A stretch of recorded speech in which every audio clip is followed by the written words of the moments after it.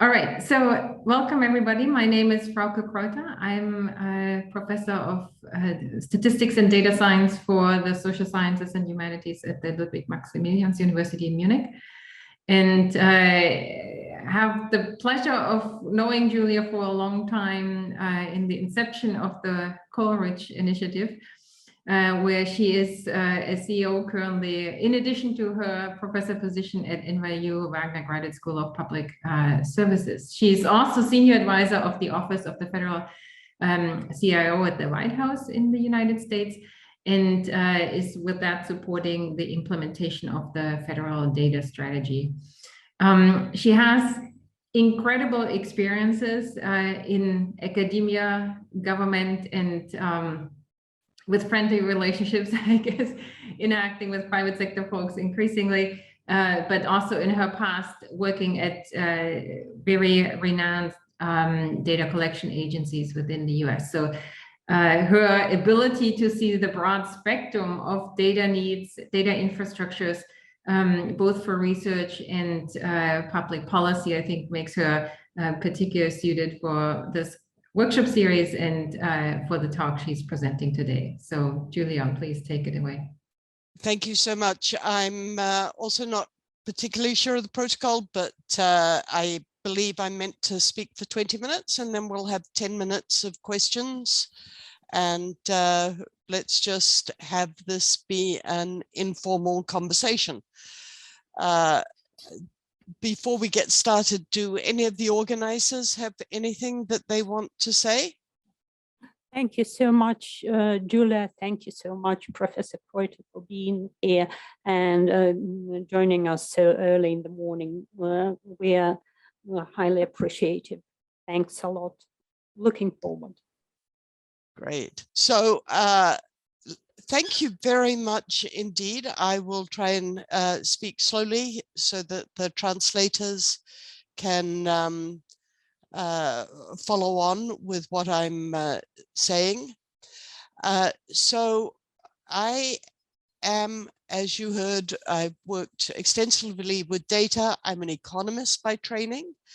And what I'm going to talk to you about today, I think, transcends our disciplines, because what I'll be talking about is how to figure out how data are used regardless of the source. So I very much hope that the ideas that are coming forward can be applied to digital humanities, just as they're being applied in other areas.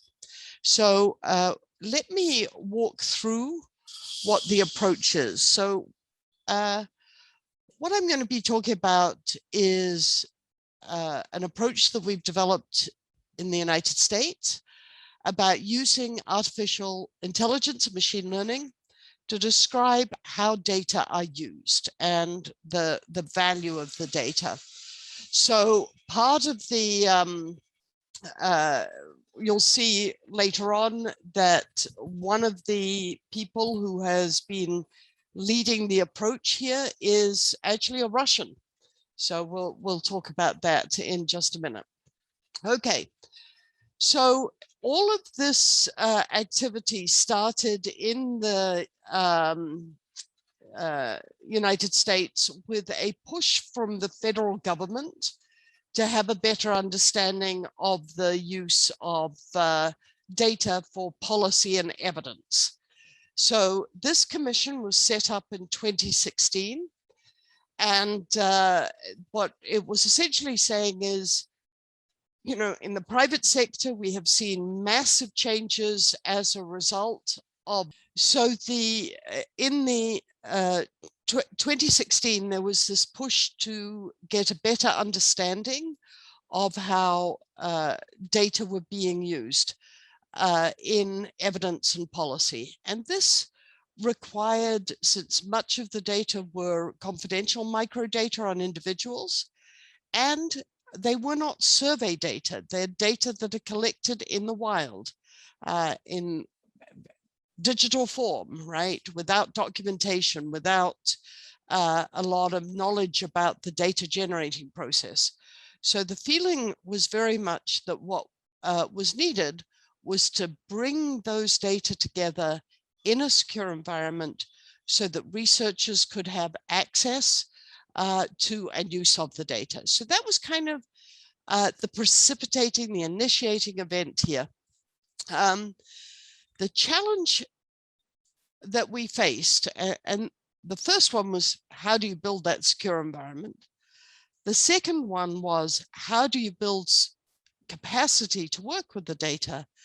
And then the third one, which is one which I'll spend most of the time discussing, is how do you find out who else has worked with the data so that you build a knowledge infrastructure, a rich context around that data. So we built this secure environment. That was the first step. Then the second step was we started to build training programs. So how do you build capacity to work with the data and understanding? So this really precipitated the third step. What we found was, when we brought people together to work with the data, everyone was starting from the beginning. They were all figuring out how to ingest it, how to find out what the weird stuff was, how to find out what meshes to construct, how to do the analysis, how to delete information that was clearly wrong, how to figure out what was missed, and how to figure out how to study with small groups. So everyone was starting from the beginning. That's not a very good way to do empirical work, to do science. At the essence of science is the ability to reproduce and replicate analysis. So, you know, people would land on the data sets and they would say, good heavens, who else has worked with the data? And I'd kind of try and think through things, and they would come back and I'd suggest some names, but it was very manual and very ad hoc. So what we thought was, this is one reason that so much research is false. And this is a very famous piece by John Ioannidis. He, of course, argues that there are biases towards only publishing significant results. At the core sits the issue that very few people get access to data and understand how data are being used. There isn't an ecosystem around the data. So Anna, let me do a check with the translation. Am I going too fast or too slow at this point, Inna? I believe everything's fine. Sorry. Good. You're speaking wonderfully. As, okay. Right, as a translator in the past, I would be very happy with this. Okay, very good. Very good. I just know it's very difficult, and my admiration to the translators. Thanks. So, you know, it seemed to us that the way in which we did the scientific community was working with data, which was fairly manual and ad hoc. The manner in which they were doing the work is what was creating this problem. Our analogy was, imagine if we had an Amazon.com for data. Imagine if, instead of going to a bookstore and asking the person in the bookstore, I'm interested in a book on X, and they go and look in the books and shuffle through and suggest something to us. Imagine if we had an ecosystem just like Amazon. So that's the basic idea here.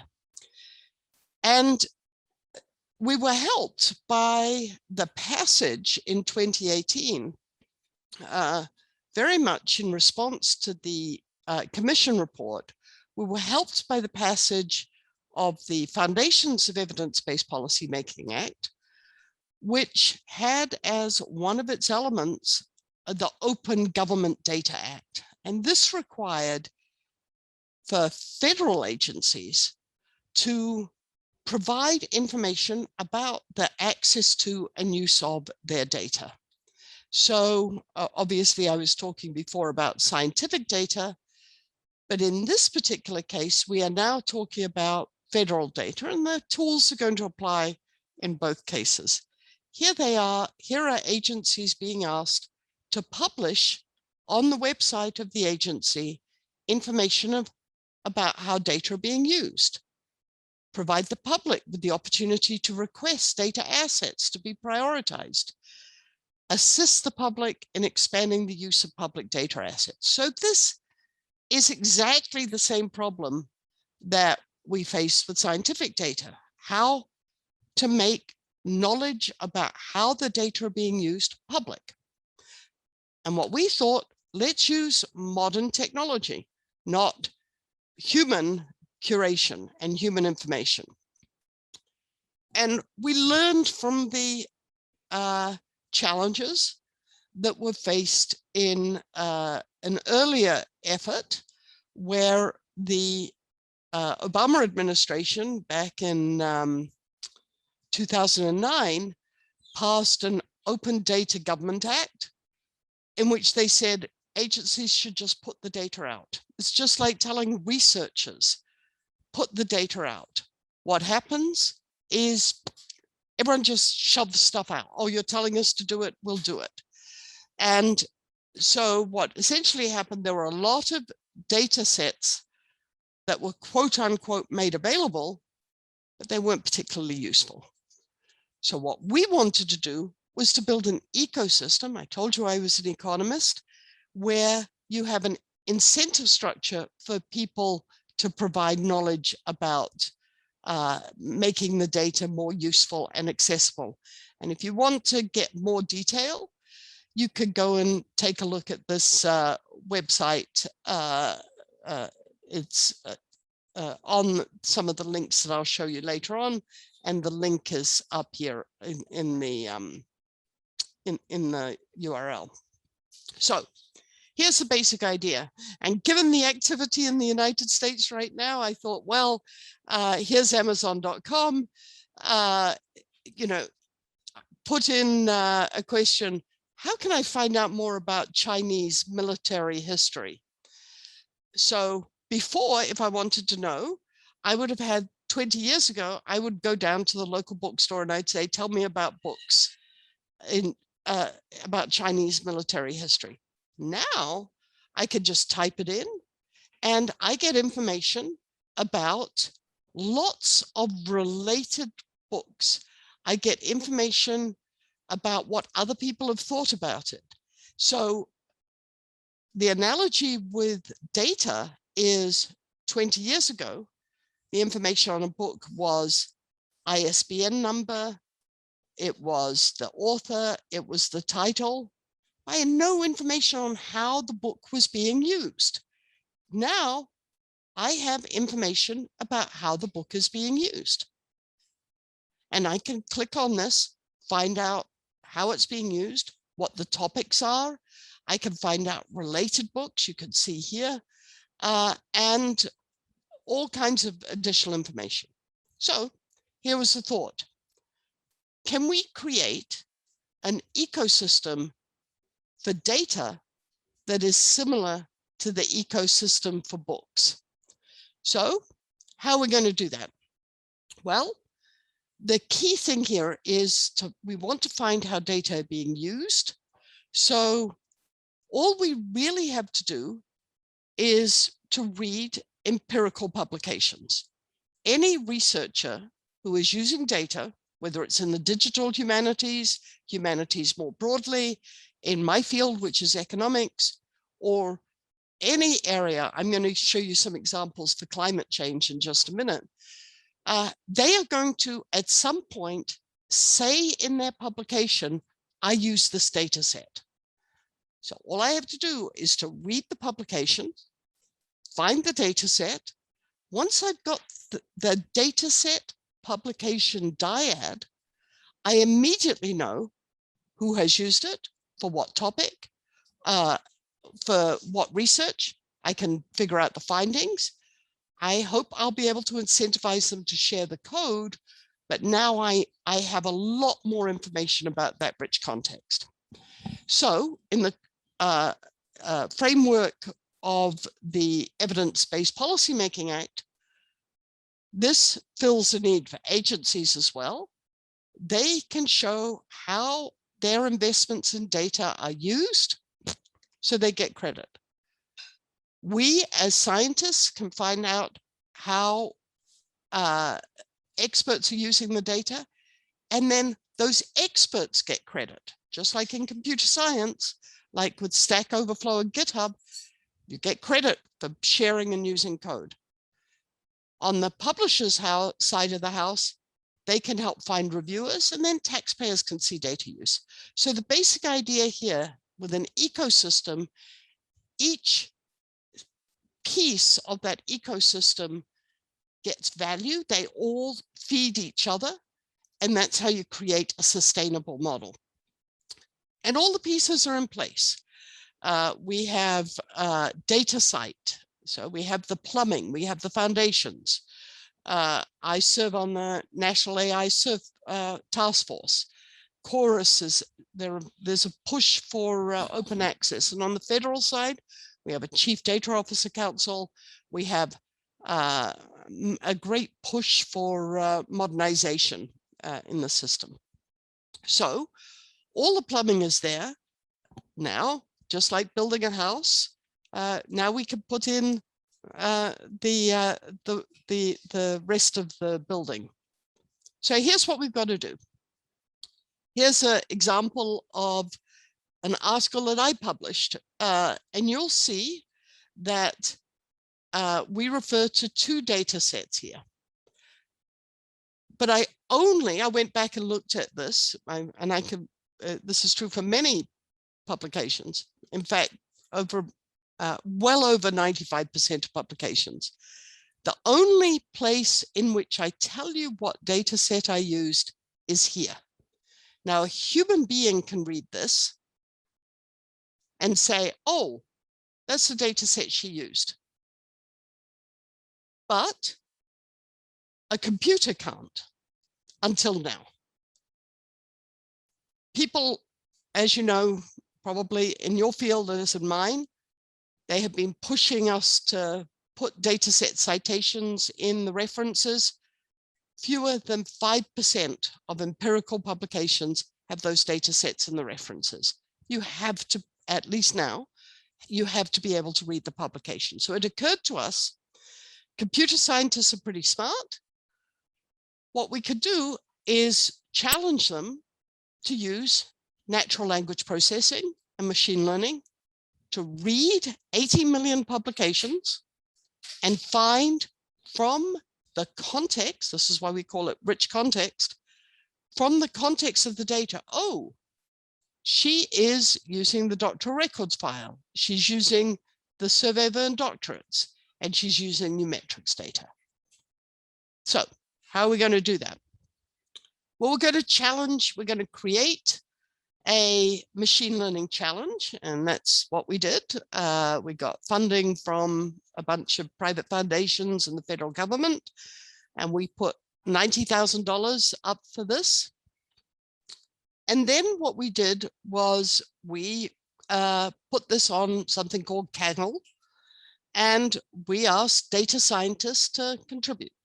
We were able to bring in 1,600 data science teams from across the world. They spent 3 months trying to solve the problem.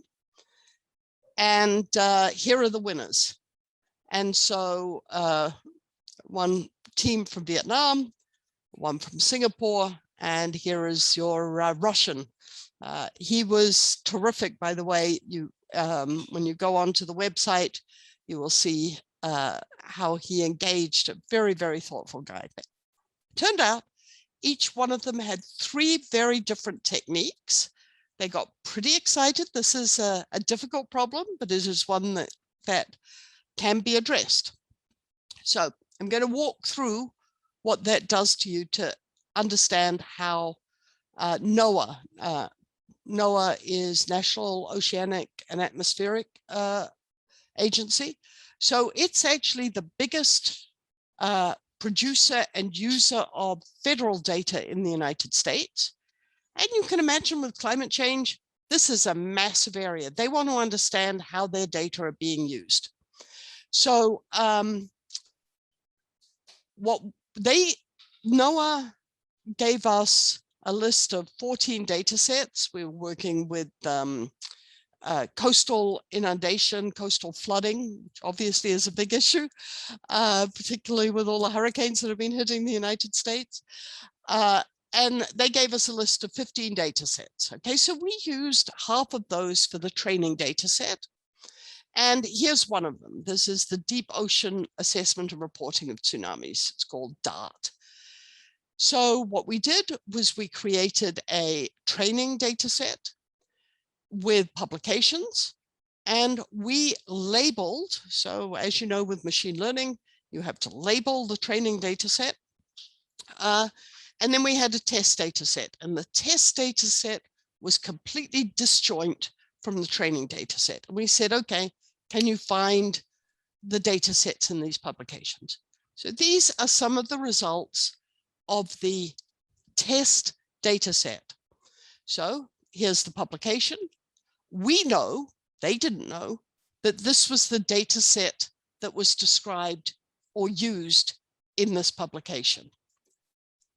And these are the top 5 models. And you can see these guys found it.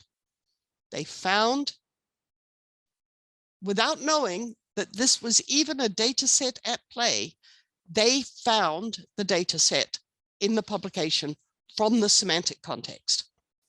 But this wasn't a string search, because they didn't know it existed.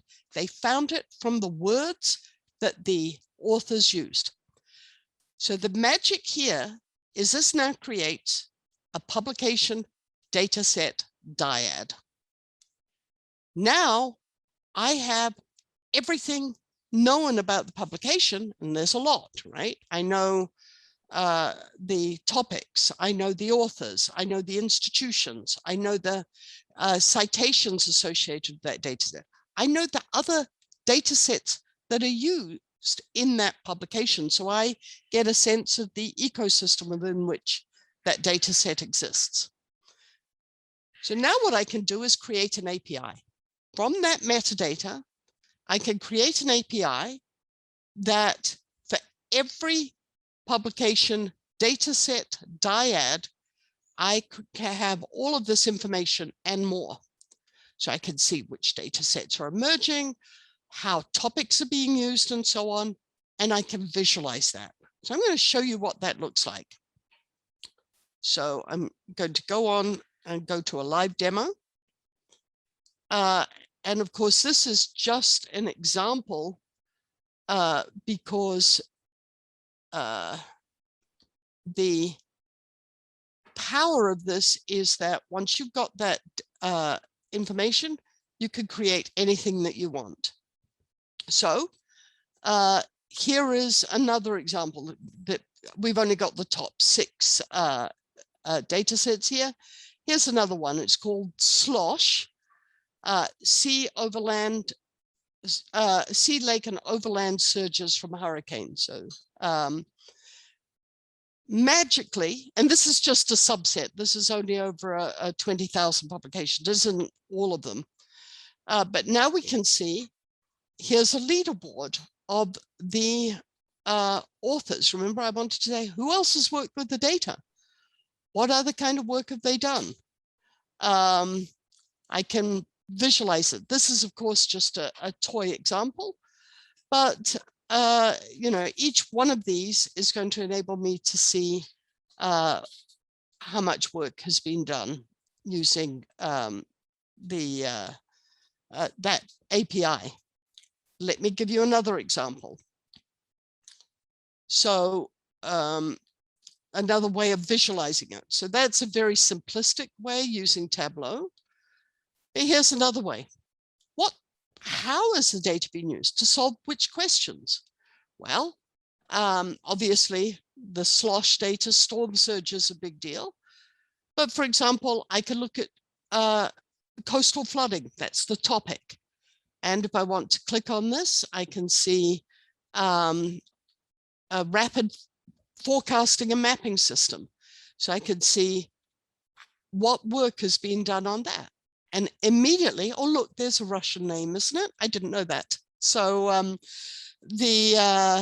I immediately get information, not just who's used the data, but for what. So on the agency side, they can see, wow, this is how my data is getting used. Sorry, went back to the wrong one. I'm never quite sure how things work out when I flip from something to another. So I'll keep stopping and showing. But you can see here, if I'm interested in, for example, forecasting, or climate change impact, right? Also a big issue here in the United States. How has it affected transportation infrastructure? What's the current status and so on? So all of a sudden, I move from a simple, like a bookstore where you just have information about the way in which the data are produced to how they're being used. I built that rich context. And any other type of visualization that you might want to think about. So going back to the storyline, the results here are now massive because probably at least some of the data are going to be wrong because it's a machine learning model. So what you're going to want to do is to engage the researcher community to correct you. And I love this piece because what people are very good at doing is to say, you didn't get this exactly right. So how can I enable the researchers to fix things and build that ecosystem, just like Amazon.com? This is a great data set. This is a bad data set. Or Yelp, like yesterday, went to a Thai restaurant in New York City. I ordered the food that based on the Yelp reviews. They said, oh, this is the best dish. So if I'm looking at climate change and impact, I can go and take a look at this, and it gives me more information about how to use the data. So here's the point. So we could do this. This is not hypothetical. It is, we now have the technology that enables us to do the analysis. And we have a conference on October 20th. I'd like to invite you all to, where we have the computer scientists, the agencies, the people contributing to this knowledge. We're going to show off the API, how the agencies are using it. And by bringing lots of people together, we are certain that what we are going to do is improve the quality of empirical analysis in the United States, and we hope internationally. You'll notice this has 2.7 million views. There's a lot of interest in understanding and building a better empirical analysis around data, and we think we're very close to getting us there. This is the link to the conference, and you can register for it. And this is the link to the now archived competition. Okay, so let me stop there and ask if anyone has questions.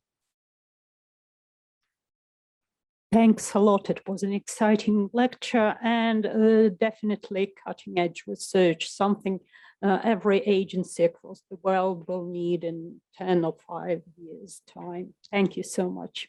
Really important. Thank you. Thank you very much for your very encouraging lecture. And I have a question on the quality of linked data.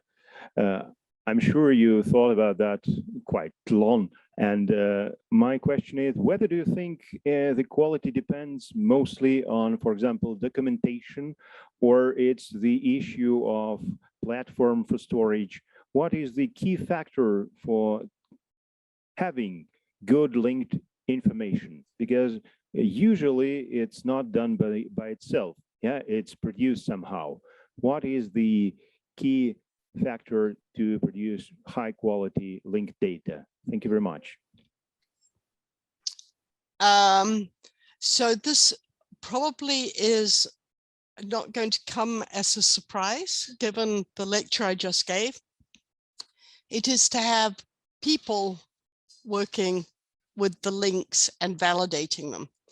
So what I have found is that obviously it's important to get, it is necessary but not sufficient to have the data together in one place so you could do the linkage. But the people who develop the models, who develop the linkages, are critical, because what they do is they create the value. So my experience has very much been that I built, as you may know, a number of linked employer-employee data sets and many linked data sets in the US. It is the people who create the value so that it gets used, and then you find the errors from the use. You don't find the errors from doing massive amounts of analysis of the linkages themselves. You find the errors from the use, and that's the most important thing. People using the data. That requires an effort like the one I'm describing. That's a great question, and it's one that people don't think about. They think about the technology, and they want to focus in on the technology, but it's got to be people accessing it and making sense of it. Is that the context within which you asked the question? What were you hoping I would answer? Yeah, thank you very much. It's really interesting answer, because we do not usually think that it's community sourced quality, but it is. It absolutely is. Let me ask some question, which concerns the possible difference between a principle of storage and processing of data, historical origin data, and data which are related to current process. So is there some difference in this methodology concerning historical and contemporary data?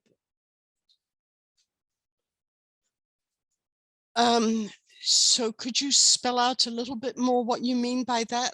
That sounds like a very interesting question, but I don't quite see what the question to me is. I mean that if you have historical data, it means that they maybe should be verified with more specific procedures in comparison with data which are related to current process. So historical data and, say, political current data. Are there any differences concerning verification procedures and some control of data? You know, that's such a good question. I am reminded about when I first got interested in cyber infrastructure and e-science, and I was brought on as part of an international team to the United Kingdom to look at what has been done with the EPSRC. And I remember that, and this, you know, so we had the engineers, we had, you know, the astronomers and so on. the guy who got us most excited that it was a team from all over the world. There were 15 of us, and they locked us up in Oxford for a week. The guy who got us most excited was actually a guy from the digital humanities. Here's what he did. Now, this is back, I want to say 2005, 2006, maybe a bit later. What he was doing, he was interested in medieval manuscripts where the monks had written on vellum the Bible and religious text. And what he was interested in doing, it was always thought that it was just one monk that wrote the whole thing.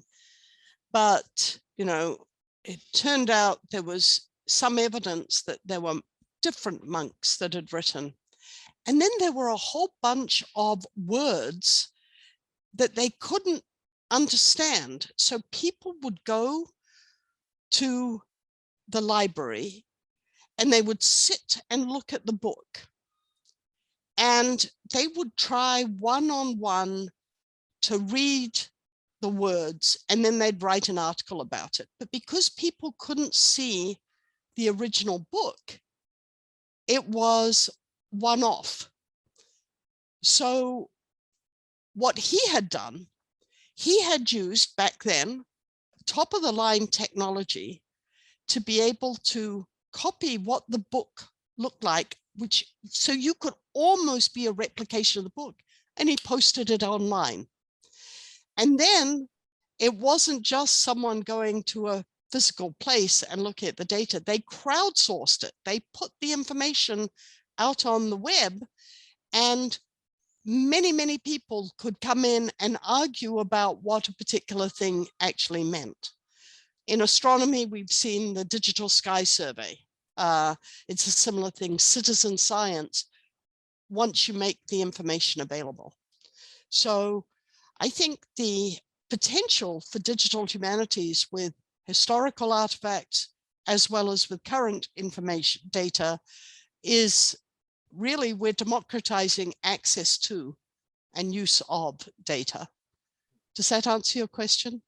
Yes, thank you very much. I understand what you mean. Good. Oh, data obsolescence. You guys are asking great questions.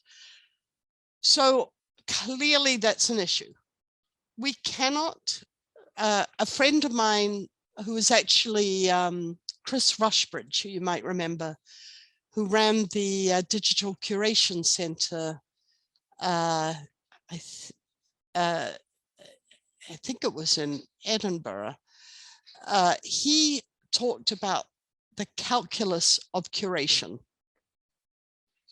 In other words, you can't keep everything, and you have to decide what to keep and what not to keep. So it's like, actually, it's like it kills you, right? Let me show you my background here. I have all these books, and I really can't bear to throw them out, right? Because they're all mean something to me. It's the same thing, you know, good heavens.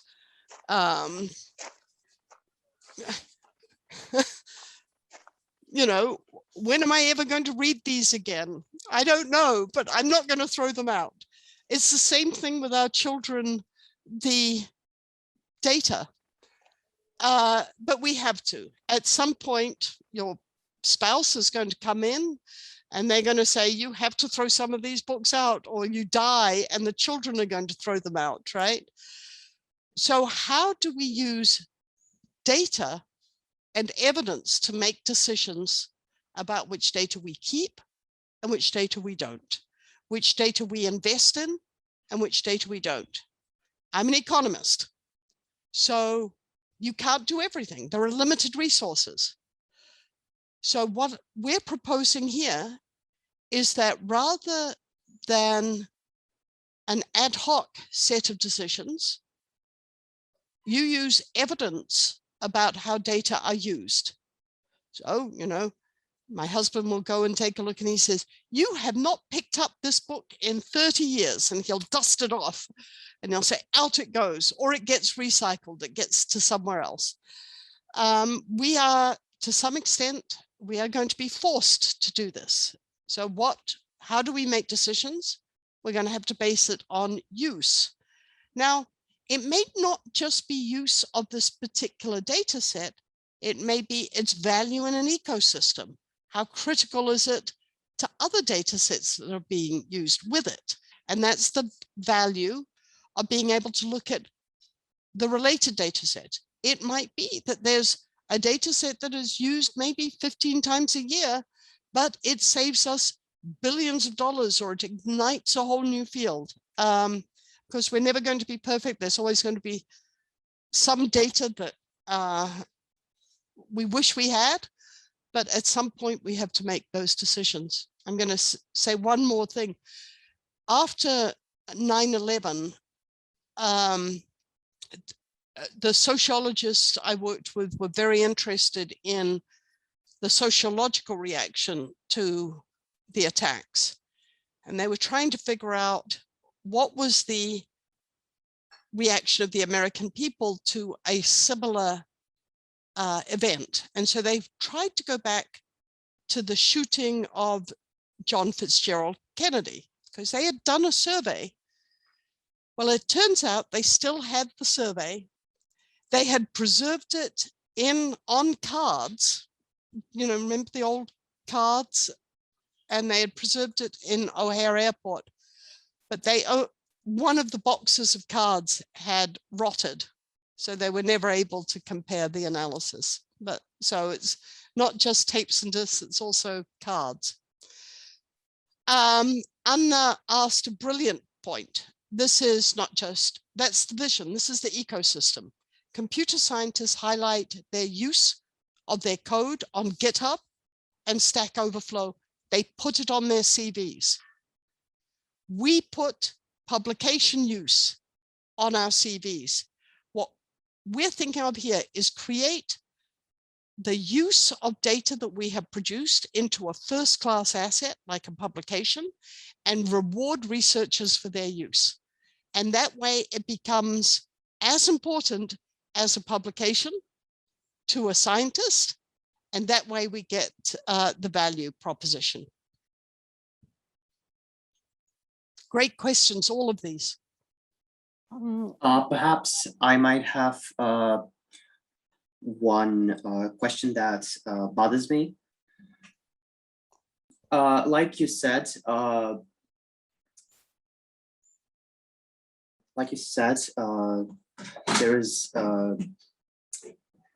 there's a future for data analysis being used for filtering data from filtering useless data from and leaving. Apologies, I'm just having a little bit of problems with forming my question. Basically, what I would like to ask, are there any potential threats, and what are the potential threats that can be an obstacle for bringing these processes into not only everyday life, but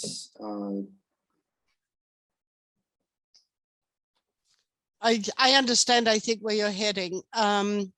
Okay, so I'm an economist, and again, I keep telling you that, but I think about what the barriers are as well as the opportunities. So if I was trying to build this as a private sector activity, it would be a lot easier, because clearly the potential to make a lot of money out of building an Amazon.com around data is quite high. That's how Jeff Bezos is the richest man in the world, or one of the richest. What I'm trying to do here is to create it as a public good. And that is much harder, because it's much harder to create a value proposition which is based on creating value to the public rather than private value. But I think we're getting there. We have some very helpful philanthropic foundations, and the passage of the Evidence Act has been a big contributor. That's a great question too. What's the business model is essentially what you're saying. And that's been hard to develop and identify, but I think we're in pretty good shape.